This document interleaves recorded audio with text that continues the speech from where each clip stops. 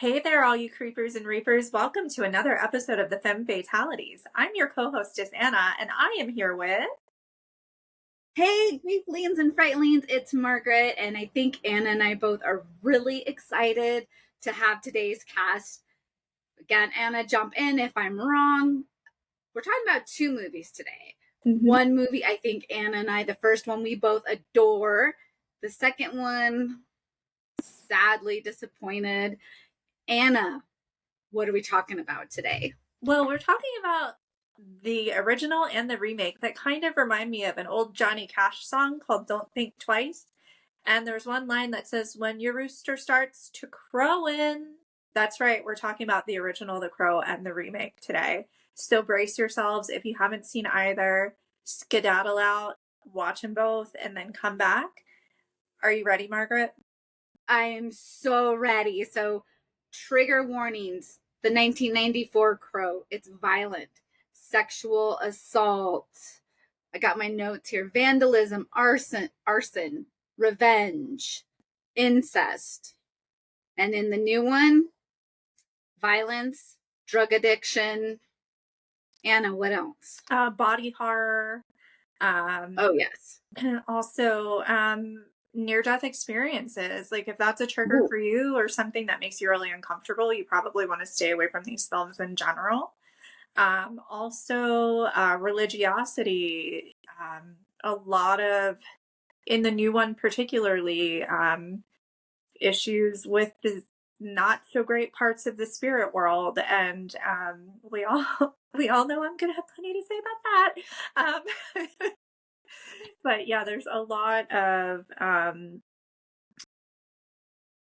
the new one, I think, is just more the visuals. There are a lot of kills, lots of blood spatter. Kills, without giving it away, I think a lot of the kills we've all seen before, but they're very strong, to Yes. say the least.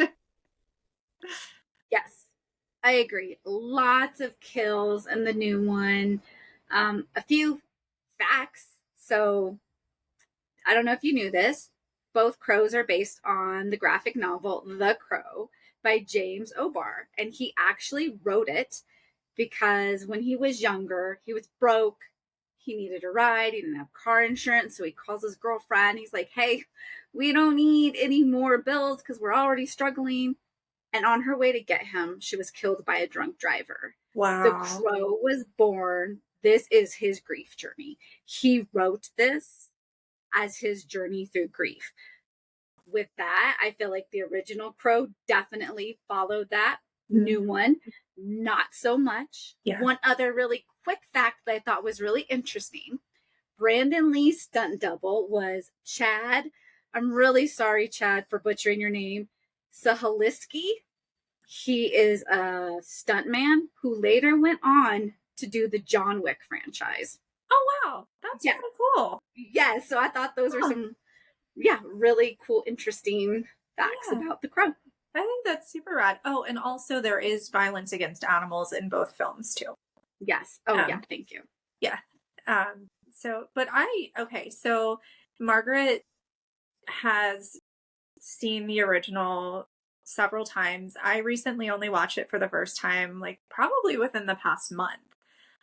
So yeah, I just I've always been a body horror slasher kind of girl, I guess. But I'm glad that I watched it. Like, I'm glad you suggested it, Margaret, and I really am happy that I watched it.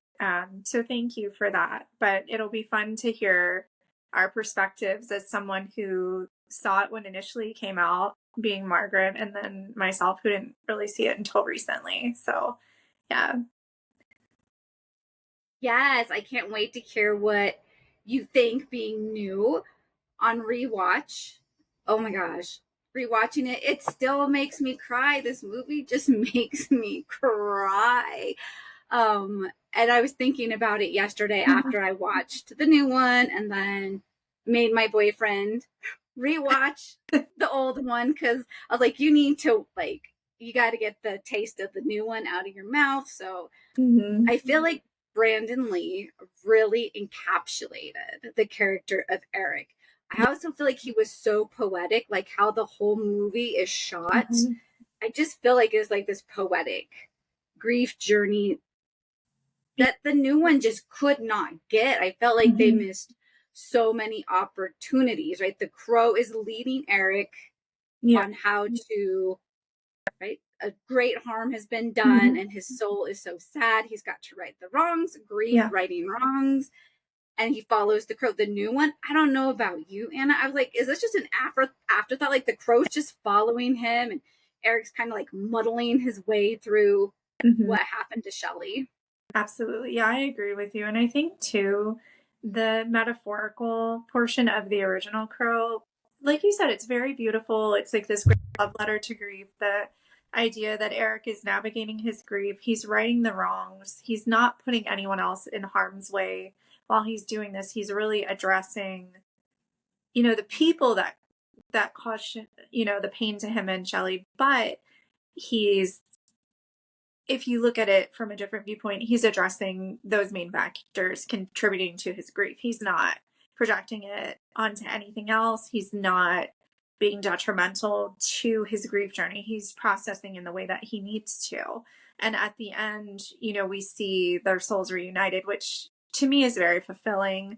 I think that the remake, the whole like, well, I'm sacrificing my soul for yours. Um, okay. Like, just it didn't do it for me. I think too, there's this huge trend in Hollywood right now. I know I said it on the Long Legs cast, I'll say it again.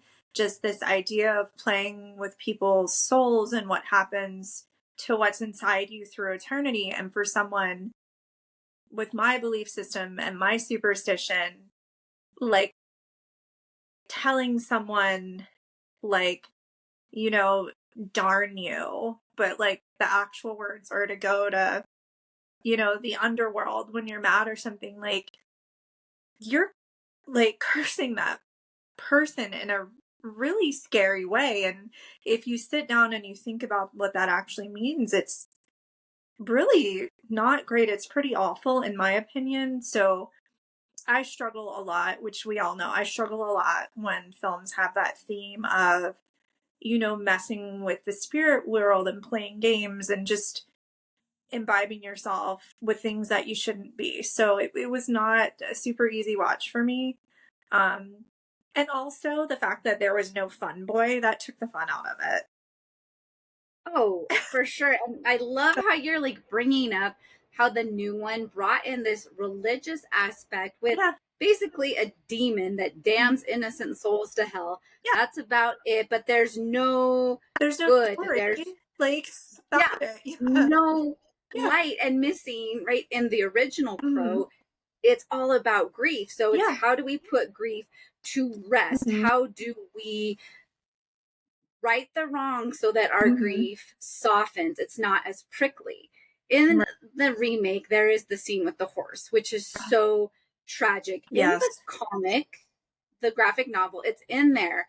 It's Mm-hmm. actually Eric's dream. And he's like getting mad at the Crow. He's like, why are you punishing me? And the Mm-hmm. Crow's like, this isn't me. This Yeah. is you. And then I think about in grief, right? Mm-hmm. A horse tied in barbed wire. That is our grief, the Yeah. powerfulness of the grief and wanting to stop it. So, Mm-hmm. barbed wire, how do we put that to Yeah. rest? And then again, the Crow, Eric is able to rest in the original. Once the wrongs have been righted, his Mm-hmm. grief is at peace.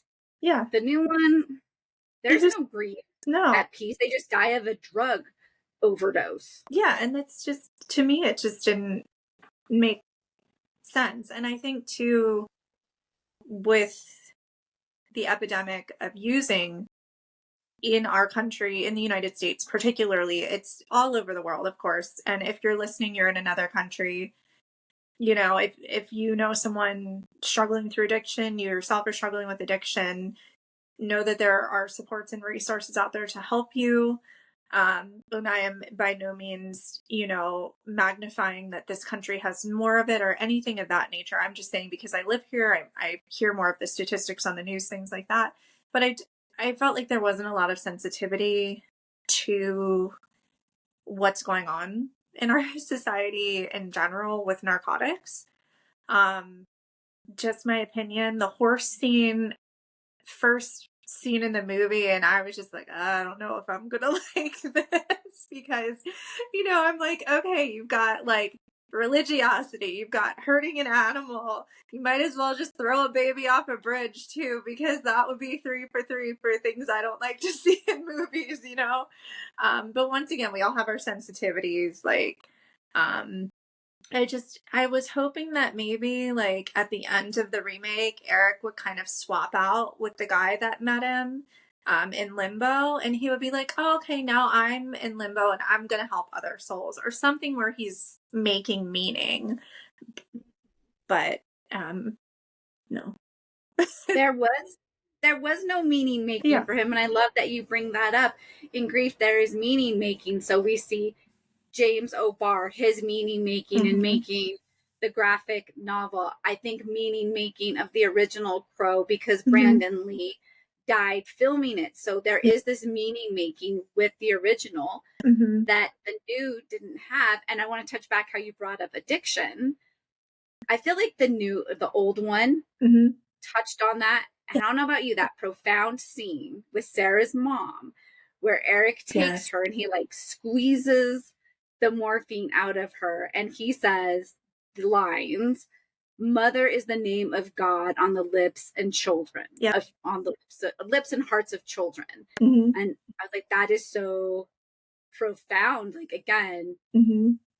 that grief process. Sarah's Yeah. grieving her mom due to addiction. So how Mm-hmm. does her mom get it together to Yeah. make a new story for them?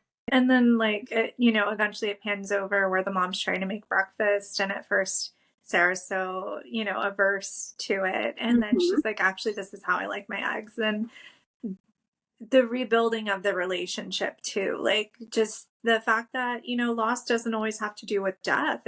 It has to do, like you said, you grieve for a relationship with a person, and you've lost them in that case to a drug, or you lose them because they're working 80 hours a week, or they have to travel, or whatever the situation is. They're going through their own grief or change journey, and they're just not able to be there in the way that you would like them to be. And I enjoy that the original shows that scene with Eric and, squeezing the morphine out, and then this woman who is trying to atone and seek retribution because she's realized the error of her ways. And the fact that essentially she was kind of an innocent bystander with Fun Boy's crew. So she didn't really deserve to die, but she had to change how she was living. And I think that was really, yeah, I'm glad you mentioned that, because that was a very enjoyable part of that movie for me. Well, you bring up like the atonement or the changing, how grief changes us. So we have Shelley's mom, or Mm-hmm. not Shelley's mom, Sarah's mom, Officer Albright. Yeah. Yeah, Albright, right in the end, he's like, I'm not smoking Mm-hmm. anymore. These will kill you. Yeah. So we see these layered grief Yeah. journeys for everybody that's going through Absolutely. their own, like, his wife left him. He's Mm-hmm. losing his job. And so his grief and how they're all working through it. And the Mm-hmm. line throughout the movie, right? It can't rain all the time. Yeah. You're not going to be grieving all the time. So I really love how the movie just was able to take the graphic novel and Absolutely. I agree. And I've not ever read the graphic novel, so that's kind of on my next to-do list, because I I enjoyed the first film so much. And you know what? The second one was fine for what it was. And I had mentioned to Margaret when we logged in before we started recording that there were some younger people there that were like, my nieces and nephews' age, and they're like, "Oh, this movie's so cool." And I'm like, "Okay, well, they've never seen the original." And I think, you know, growing up as, you know, Margaret is Gen X, I'm a millennial. A lot of the things that we grew up with, like the HIV/AIDS crisis, um, say no to drugs, dare, all of these campaigns, these kids have not been exposed to. So I think for us, it just hits a lot differently, because the original Crow identifies with a time that we're seeing reflective of our youth. And then, the kids that are seeing the remake are like, yeah, this is probably more reflective of what they might be experiencing or going through. I mean, except, not like the evil goblin guy, but, just generally like the social norms and things like that. Well, the even evil goblin guy made no sense. No. And then even my boyfriend pointed out between the two movies, which I noticed too. The first one, Eric's coming. He has a mission Yeah. to do. So he is in a way invincible as he's righting these wrongs until half sister henchmen's they injure the crow, and so he loses his ability because his passageway between living Yeah. and death is hurt. Why do you know in the new one? Why did Eric get his ass kicked so many times? Like die, and then you lost your love in her, so now you're gonna die. And it was like, this is about grief. This isn't what? Like, I was confused. And well, and that's the thing too, that really kind of bothered me, was the whole like you lost your faith or your love in her, because love is not unconditional. It's not. We like to romanticize that idea, but my dad used to always tell me, and this is not supposed to be morose, it's true. The only person in life you can ever count on is yourself, because you know what you're doing and what you're thinking all the time, right? You can't predict everyone else's behavior. And I don't think that good people do bad things, bad people do good things, because I don't know, generally speaking, most of our population in this world, if anyone is inherently good or inherently bad. Mm-hmm. So it's really hard for me to kind of accept that way of thinking. But with that being said, people we love do disappoint us. And they also have tremendous impact on us. And they do great things for us too. And we have to be thankful for that part. So I think just relegating Eric to, oh, well, she did something awful when she was under the control of someone else, so now you don't love her. No, he's shocked and disappointed and probably a bit taken aback. Yeah. But that doesn't mean he doesn't care for her. I love how you like bring that up, like how he's shocked, and it doesn't mean he doesn't love her. And then they diminish that, right? Because she was possessed by the goblin demon guy, so it really wasn't her. So now he gets to have this unconditional love and faith in her, and not the, like Anna was saying, we love people. We're gonna be disappointed, we're gonna be hurt, we're gonna be shocked. They will share things with us that are gonna take us a moment to process, even if she had shared her trauma about her mom selling her soul to the Shelley's soul to the demon guy. Yeah. Like that would probably have taken Eric a minute to be like, whoa, like that's a lot to lay on me. Like if he had said, my mom was dying in our trailer, I think he set it on fire, I'm not sure. My horse got caught in barbed wire and died. We all could go, ooh, because we might be like, well, why did you leave your horse in a barbed wired area? Or why'd you burn your trailer? Why'd you kill your mom? Or whatever. And it doesn't allow for that. It's like either you love unconditionally or not at all. And then you have to sell your soul. You have to trade your soul for somebody's. Yeah. And then just, it wasn't, the original just was, I think, to me, it's just on all levels, it's better. And you have so many, once again, you have so many issues at the time. You've got, in a sense, you've got gentrification, right? Because there's a monetary issue, so they got to go teach a lesson for them being there in the apartment or whatever.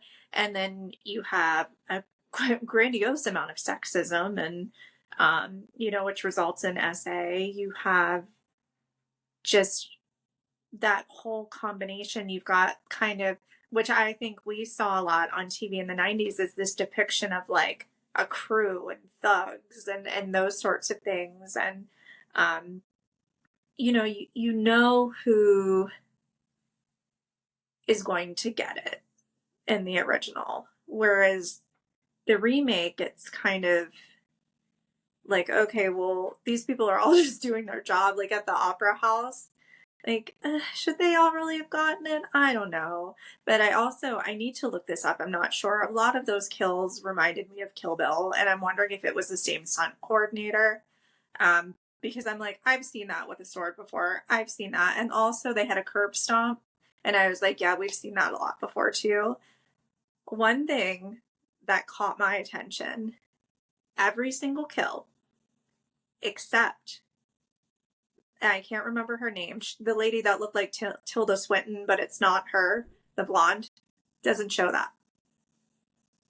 Yes, that was really interesting. I did not catch that. And a couple of things you bring up. One, the kills, if for nothing else, I enjoyed the kills in the Yeah, new Crow. They had some they were like fun. very interesting ones, like with the sword going through him, not to ruin too much for you guys. Okay, I thought that was Yeah. creative, but like Anna saying, a lot of it seemed like it had been done before. Backtracking, you really touch on how the original really gets into like gentrification and socioeconomics. You Yeah. feel the grittiness, you feel the loss of hope, you Mhm. feel the desolation, which happens with lower incomes. And even in grief, there's this desolation, there is this grittiness to it that the new one, I don't know about you, I felt like it was, well, he's not a rich kid, but she looks like mom's got money. Mhm. She's a rich kid, just some rich kids having a good time, not having to worry about life. And then this bad thing happens. In the original, they're struggling with eviction. They're Mhm. struggling with slumlords. We can tell they're probably working really hard. They Yeah. live in a shitty neighborhood. Yeah. Yeah. I agree. I think that there's so much more to the storyline of the original.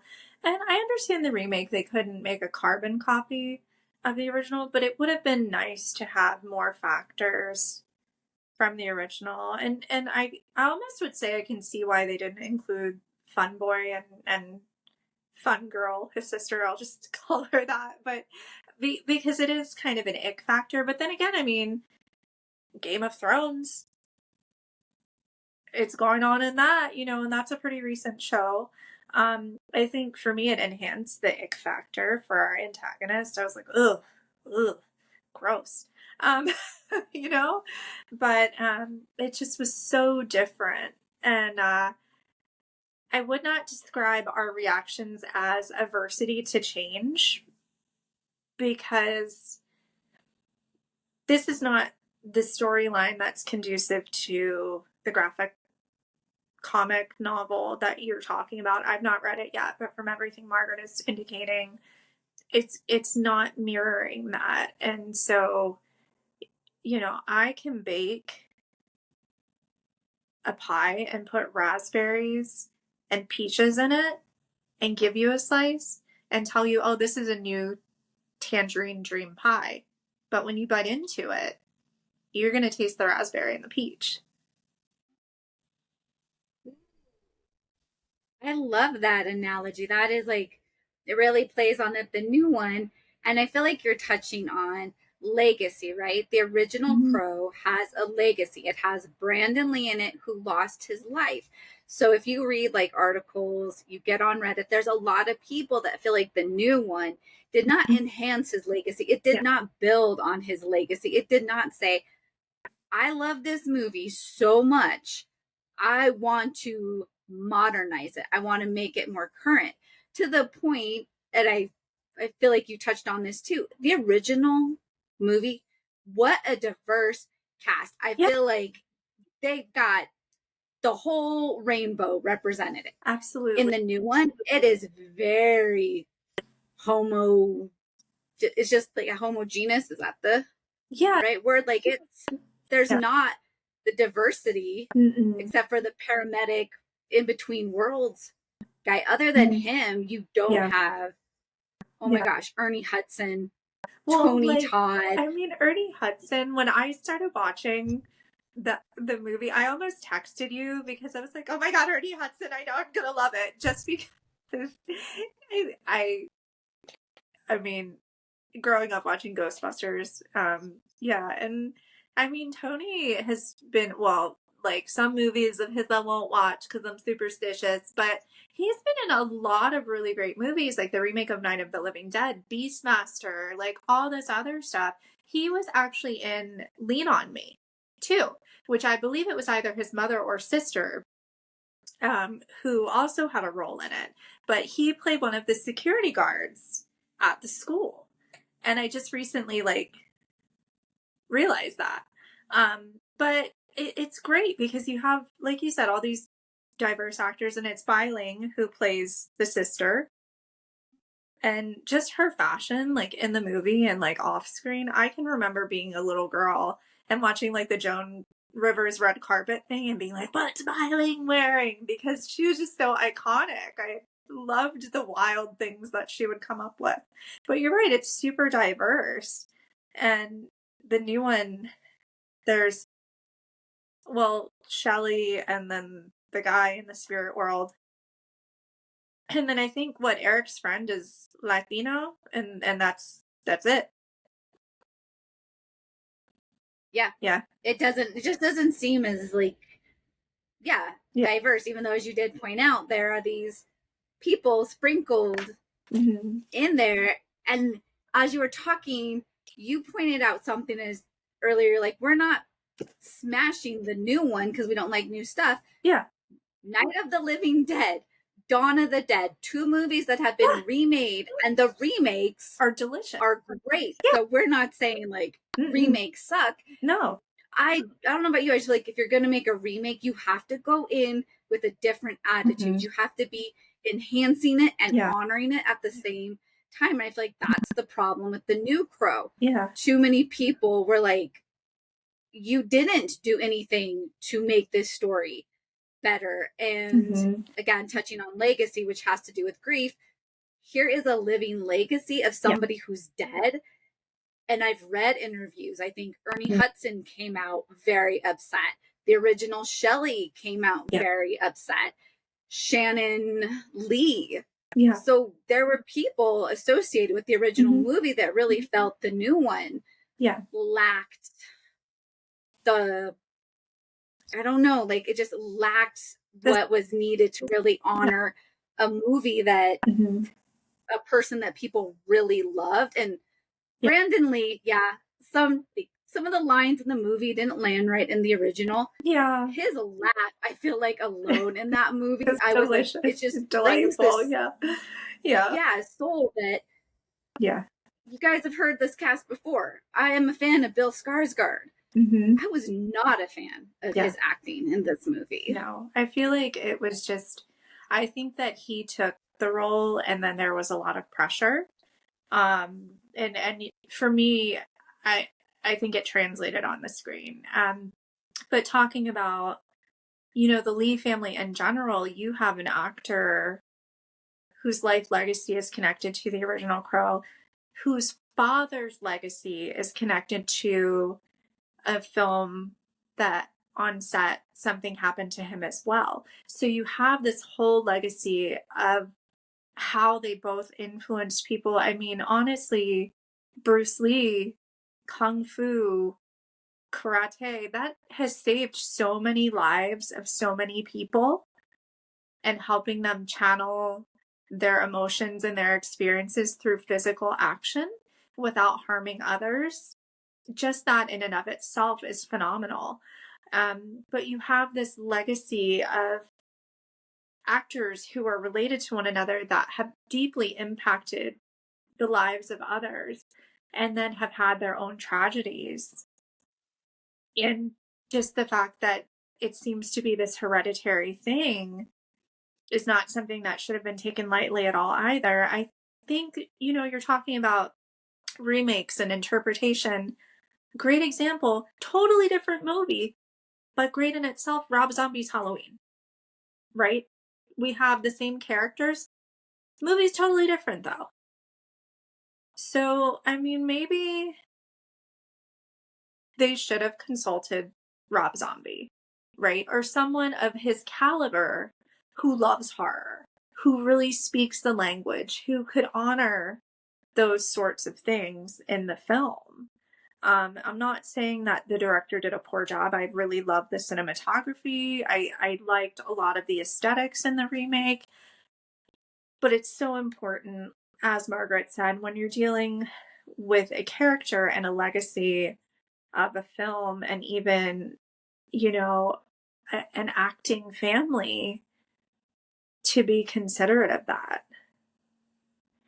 And like, if we apply it to real life, like, let's think about that. Okay. So, a great example. Okay, let's say my parent was an accountant. I'm an accountant. I take great pride in my work. Something happens and my family accounting firm shuts down for whatever reason, right? So that's not just I've lost my job. That's my family legacy is gone. And it happens in life, and I think it's really helpful for people to develop a sensitivity to that and really say, okay, well, I'm not in this other person's shoes or their situation, but let me try and honor a different perspective and really deepen my way of thinking. Yes, that's such a great example as we are discussing, right? Legacy and grief, which again, the new Crow, I don't know if they were trying to do that. And for a lot of people, it was done incorrectly. When we look at grief, like Anna's saying, we have an acting family, we have generational grief, we have historical grief, we have a Mm-hmm. lot of grief. And here's this legacy. Then oftentimes it's how are we honoring the legacy? Like, look at when people like cover David Bowie or Prince's music. It's the same, like, Yeah. you've impacted my life and I want to honor. Like, legacy is, there is something that the quote at the end of the movie, in the first one, I think that touches on what we're talking about, Mm-hmm. where, let's see, I thought that I wrote it down because she says something about like when people die, the way to remember, like, the way they live on is like Mm-hmm. remembering them and loving them. Yeah. And so that is legacy. How are we remembering? How are we loving the Mm-hmm. person? And I guess that's why the new Crow didn't hit. It did not Mm-hmm. feel like a love letter Yeah. to the original. Like, I brought up Romero. When you listen to people that like redo Romero's work, it's Yeah. like this love letter. Like, they are Yeah. talking about, even you talked about Zombie and Halloween. It's like this, I loved this movie. This Mm-hmm. impacted me. This was profound. And I wanted to, like, this is my love letter to Yeah. honor the legacy of this, which it felt like the new one. Mm-hmm. I feel like it got caught up Yeah. in the weeds. It got caught up in the love story. It got caught up in whatever that demon story Yeah. was. And it was, like Anna said, it was unsatisfying. As viewers, we Mm-hmm. wanted Eric and Shelley together at the Yeah. end. We wanted Eric to be able to rest so that Sarah, Officer Albright, could go Mm-hmm. on and remember them through their love and not what she overdosed. He died of an overdose. She lived through Yeah. an overdose. That feels like it Mm-hmm. didn't do a lot of honor to Eric's journey. Right. And then it's also like, well, the evil guy, his henchmen are still out there. She's not safe. So it didn't really conclude anything. It's like if you're playing Mario Brothers and you defeat Bowser on the final level, and then there's no Princess Peach. I love that Yeah, analogy. it's just like, what? Yeah. So I don't Yeah. know. I do. And they didn't clear that up. Like, that's a great point that you Mm-hmm. bring up. Like, because he killed Demon Guy, does that mean that it just was a drug overdose and none of their journey happened? Or like Anna's saying, are the henchmen still out there? Like, we don't know. And maybe they Mm-hmm. left it ambiguous. And this doesn't feel like a movie that ambiguousness works with. Yeah. Pulp Fiction, yeah, Mm-hmm. ambiguousness, what's in the briefcase, that works. There's other movies Mm-hmm. that end and like, what was that meant? And the Yeah. creator's like, that's for you to decide. Are you Mm-hmm. a hopeful person? Then you get to have the hopeful ending. If you're like a pessimist, you get to have that. This Mm-hmm. didn't feel like one of those movies that needed that No. ending. Yeah, I agree. I just think they should have thought about the original more, maybe watched it a few more times before finalizing the cut of the remake. Talk to the original director. If you could remake this, what would you do? What wouldn't you do? Talk to the original actors like that. That's coming up with the remake of Blair Witch, where the original actors are really angry. Why aren't you including us? Why aren't you asking us? Why aren't you involving us? That's in my neck of the woods. Yes. I live right down the street from Burkittsville.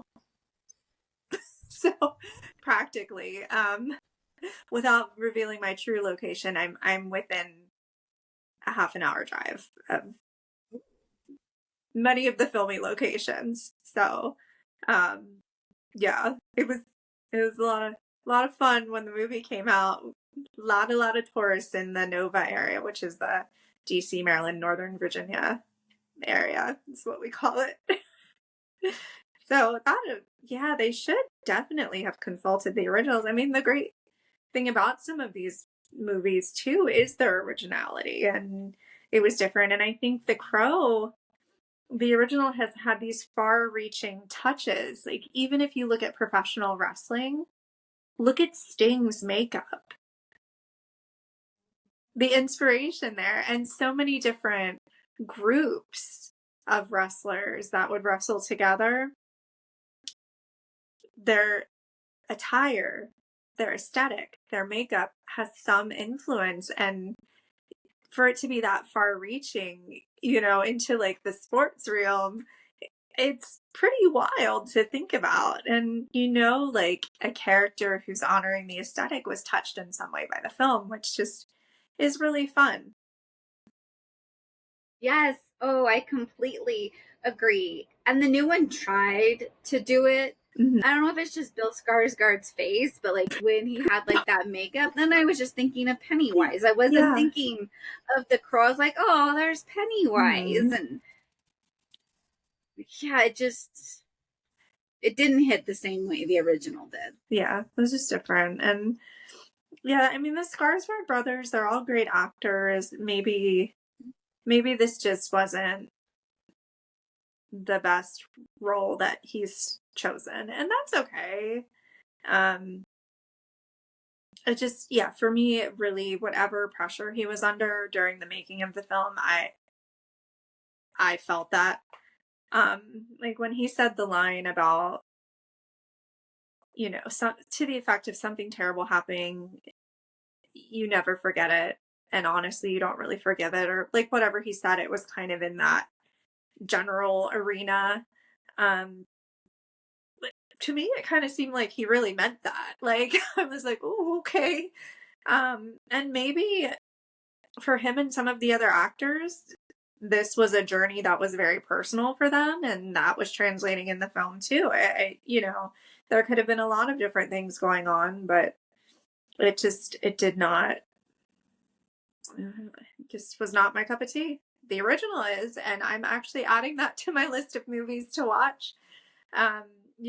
We all have our sets of films that we really enjoy and would watch over and over, and it's definitely going to be in my top 50. I really thank you again so much for just, suggesting that I watch it and that we see the remake and talk about it.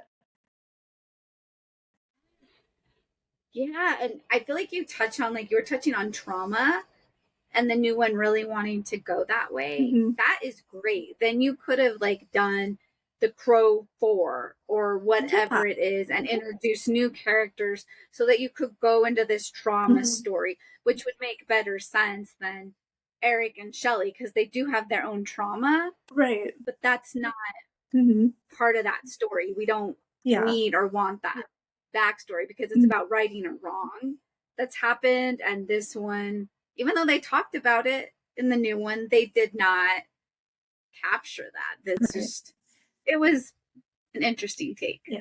And I think that, like, okay, this is how I would change it, and then I want to know how you would change it. So it would be like the Crow 4 or whatever the next, Crow Regeneration or something. And so the beginning scene, even though I did not care for it, would still have been there. And then we fast forward. So Eric and Shelley are at the rehab, but it's an animal therapy center. And he can't go to the equine center, right? Because we know his history. But she's been like riding her whole life. She's an equestrian, and it's the one thing that brings her peace and joy. So she helps him like conquer this fear, right? And then all of a sudden, like, we find out through one of like the medical facility administrators that the state is reducing their funds and some corporate evil villain is going to take over. And then they take over and they can't pay their fees or something happens. So to show the administrators, like, director of the corporation, Fun Boy 2.0, like, torches the animal center and they're trying to rescue all these animals and the animals get out, but then something happens and, you know, Eric and Shelley get caught up in the fire, and that's like how it starts. And then of course everything has to be righted because, you know, the wrong is like corporate America, you know, medical mistreatment, all these different things, right? So they're all really valid issues today. I would have loved to see that. What about you? How would you rewrite it? Well, I love your rewrite. First of all, I'm not bringing Eric and Shelley back. Their story is done. So I've got two new characters. And what is their grief journey? I think I would use the crow again. So the crow is helping. Maybe this time I would have a female protagonist that something happens to her wife, her lover, her husband, whoever. Like, I would bring in something different that then she's revenging. Maybe it is her wife and they're victims of hate crime. And so then she has to avenge the mob of right-wing conservatives that killed her lover. Yeah, absolutely. So there we go. Well, we just gave ideas for Crow 4 and Crow 5. Anyone out there? Listen, call us. No, but yeah, it's just to put some of today's issues into the remake would have been a great way of observing how the original was made. Yeah, I agree. Anna, who do you most relate to in both movies? I'm gonna have to say the crow, like the animal. I think that I tend to be the one that kind of snaps out of it and is like, we can't get caught up in the BS of today right now. We have to get back on task. There are things that need to be done. I like to be the structured coordinator. Yeah, I actually, there are a few people in my life that joke with me that I'm too structured. But I do think that that aspect of the crow is basically like, we have to stay on task, but in the end, you're going to realize I'm trying to help you. That definitely is a very Anna thing. What about you, Margaret? Who do you most relate to? Love you picked the crow. For the first time, I'm gonna have to say Ernie Hudson's character. He's there. He's just trying to do the right thing and a bit sarcastic at times. And he's helpful. He's like a genuinely good person. In the new one, oh my gosh, who... I guess I'm going to go with the in-between guy that's just kind of like, I'm here, I got to show you where to go, but it's like up to you if you listen to me. And then in the end, he's a paramedic. So I'm like, yeah, I can relate to that. Like trying to help save people. Yeah. Yes, definitely. Well, I think this was a really interesting experience for watching. Hopefully anyone who listened, had fun hearing our thoughts. If you've not seen either of the movies or only seen one, definitely see the other one. Let us know what you think. And hey, if you are struggling with addiction, depression, financial issues, if you're finding that your situation is not financially soluble right now, there are resources out there that can help you. Definitely would encourage you to call 988 and speak to someone. It can be done with anonymity as well. Someone is typically available 24/7 to help. There are so many organizations, both nationally and locally, that really do want to help. And don't forget, you're not alone. There are people out there that want to help you. Yes. There is help out there. So listeners, viewers, reach out for help, reach out for support. Like Anna said, 988. If you were inspired by The Crow or the graphic novel, you get to channel your grief. That is what the original Crow and the graphic novel was like. He channeled his grief into a graphic novel. So you get to write, you get to create art, you get to do these ways to express yourself. And subscribe, like, follow, all that good stuff. Until the next time. Yes. Until next time, stay spoopy. Thanks for watching.